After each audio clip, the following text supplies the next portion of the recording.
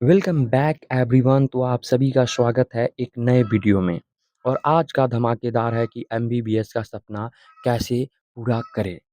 तो इसकी जानकारी के लिए सही वीडियो आप लोग देख रहे हैं। आज हम आपको बताएंगे नीट के बारे में संपूर्ण जानकारी और 2027 के लिए तैयारी कैसे करें ये भी बताएंगे और कुछ किताबों के नाम भी बताएंगे। तो चलिए सबसे पहले हम आपको बता दें कि नीट के लिए योग्यता क्या होती है ये बताएंगे हम आपको। आयु सीमा क्या होती है, एग्ज़ाम पैटर्न क्या है, फीस कितना लगता है और क्वालिफ़िकेशन मार्क्स कितनी है और एमबीबीएस कैसे बने।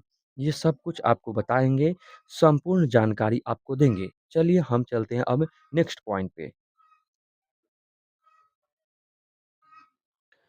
जैसे कि नीट का फुल फॉर्म हो जाता है national eligibility common interest test. ये राष्ट्रीय पात्रता सही प्रवेश परीक्षा है, जो कि सभी को जो भी डॉक्टर बनेंगे उनको ये एग्ज़ाम देना अनिवार्य है।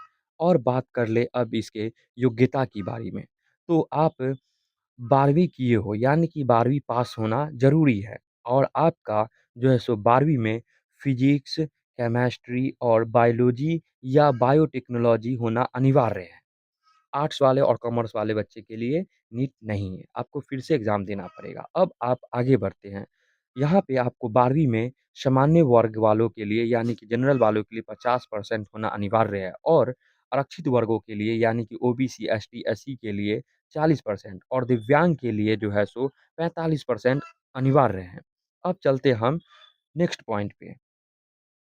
नेक्स्ट पॉइंट पे बात करें तो इसकी आयु सीमा कितनी है? ऐज की बात की जाए तो न्यूनतम आयु सीमा 17 वर्ष है। वर्तमान परीक्षा देने के लिए कोई भी अधिकतम आयु नहीं है। ये जान जाए कि आप कोई ये नीट की जो एग्ज़ाम देंगे इसके लिए अधिकतम आयु नहीं है। आप 30 के हो, 35 के हो, 40 के हो, 50 के हो यानी कि 60 के हो, आप 70 के हो, 100 साल के क्यों ना हो, आप ये एग्ज़ाम दे सकते हैं।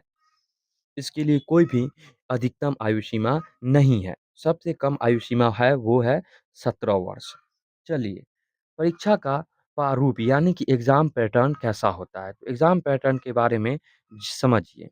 एग्ज़ाम पैटर्न सबसे पहले कुल अंक जो एग्ज़ाम होता है नीट में वो 720 का होता है, जिसमें से जीव विज्ञान 360 अंकों का होता है, यानी कि 90 क्वेश्चन रहेगा जीव विज्ञान से और भौतिक से 180 अंक आते हैं, यानी कि 45 नंबर का ये रहेगा भौतिकी से और 45 क्वेश्चन रहेगा आपको जो है सो केमिस्ट्री से और प्रत्येक क्वेश्चन होता है 4 अंकों का और इसमें नेगेटिव मार्किंग भी है। अगर एक क्वेश्चन आप गलत करेंगे तो उसमें -1 का नेगेटिव मार्किंग आएगा। इस चीज़ को याद रखेंगे। चलिए हम चलते हैं अब नेक्स्ट पॉइंट पे।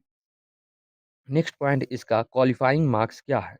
तो क्वालिफाइंग मार्क्स इसका जो है सो परीक्षा पास करने के लिए सामान्य वर्ग को 50% और आरक्षित वर्ग को कम से कम 40 परसेंटाइल अंक प्राप्त करना अनिवार्य है। यानी कि आप याद रखिए कि अभी जो नीट परीक्षा आई है उसमें 715 में से 213 जनरल वालों का 212 जनरल वालों का आया है। ये 212 ही क्वालिफाइंग मार्क्स है। अगर ये क्वालिफाई नहीं किए हैं तो फिर उनका ना प्राइवेट कॉलेज में एडमिशन होगा और ना ही आपका विदेशों में भी एडमिशन होगा। तो कम से कम आपको 212 मार्क्स तो लाना ही होगा। ठीक है, अब बात करते हैं नीट हो जाने के बाद अलॉटमेंट क्या होता है, यानी कि कौन-कौन क्या-क्या कोर्स कर सकते हैं। तो कोर्स में एमबीबीएस कर सकते हैं, बीडीएस करते हैं, बीईएएमएस करते हैं, बीएचएमएस करते हैं, बीयूएमएस करते हैं और बीएससी करते हैं और एएच जैसे मेडिकल कोर्स में भी प्रवेश मिलता है। वहीं पर बात की जाए तो टोटल इंडिया में सीट की बात की जाए तो सरकारी कॉलेज में लमसम जो है सो 63,000 प्लस सीट है। इस चीज़ को याद रखेंगे। वहीं पर कॉलेज और फीस का अनुमान यानी कि बात की जाए सरकारी कॉलेज में तो कुल खर्च यानी कि 50,000 से 2 लाख हो सकता है और प्राइवेट कॉलेज की बात की जाए तो 30 लाख से 1 करोड़ रुपए तक हो सकता है। अब इसकी तैयारी कैसे करें? इसको भी जानना बहुत इम्पोर्टेंट है।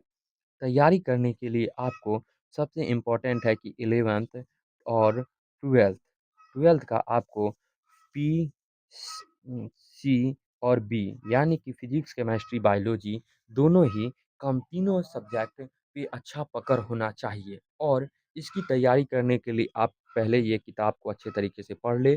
हो सके तो कोई कोचिंग या ट्यूशन ले लें और नहीं तो फिर हमारे यूट्यूब चैनल को सब्सक्राइब कर दें। जिस दिन मेरा यूट्यूब चैनल 50 प्लस सब्सक्राइबर हो जाएगा, उस दिन से मैं 11th और 12th का पूरा एनसीईआरटी किताब पढ़ाऊँगा। पहले मैं पीसीबी यानी कि बायोलॉजी 11th का पढ़ाना शुरू करूँगा और फिर केमिस्ट्री, फिर बायोलॉजी, इसी तरीके से।